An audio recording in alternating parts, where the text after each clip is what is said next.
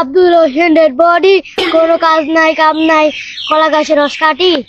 যা দেখি কোন কলা গাছটা ভালো, সেই কলা গাছের রস কাটি। যে গাছটাই ভালো হবে সেই গাছটার হাড়িটা পাইতো তো আসবো।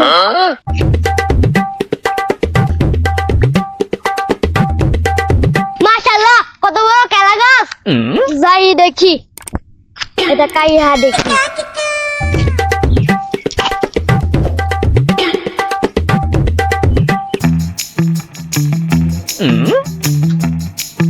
আব্দুল্লাহ, এখানে বসে করো কি?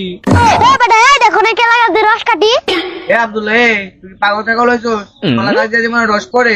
ওই বেটা ওই দেখোস না কলা গাছ দিয়ে ফোটে ফোটে রস পড়ে। বেটা তুই কলা গাছ কাটতাছস, কি রস নাই কষ? কি মিঠা লাগবো? বেটা আমি কি এই রস মিষ্টির জন্য লাগাই? ডায়াবেটিস রোগীরা মিঠা রস খাইতে পারে না, তার জন্য এই গাছ লাগাই। ওকে আব্দুল্লাহ, তুমি এনে বসে কি করো? তালুকদার সাহেব দেখেন না বই থাকে খেজুর গাছ কাটি। গরম তা অবশ্যে, এখন গাছ না কাটলে কবে রস খাবো? আমিও খাবো, আপনারাও খাবো, এই জন্য তো গাছ কাটতেছি।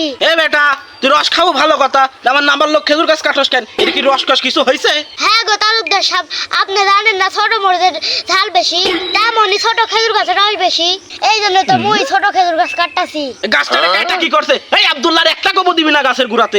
তালুকদার সাহেব, আপনি একটা কথা কইলেন, এই খেজুর গাছটা কাটতাছি হাইটা বসানোর লেগা। তালুকদার সাহেব, আপনি কোনো চিন্তা করেন না, এটা রস হবে খেজুর হবে। আপনি খালি আমার কাটার সাইডে দেখেন কেমনে কাটি। এই খারা খারা খারা খারা, আবার তো কাটতাছে দেখি, কথা তো কাম হইলো না, থাম।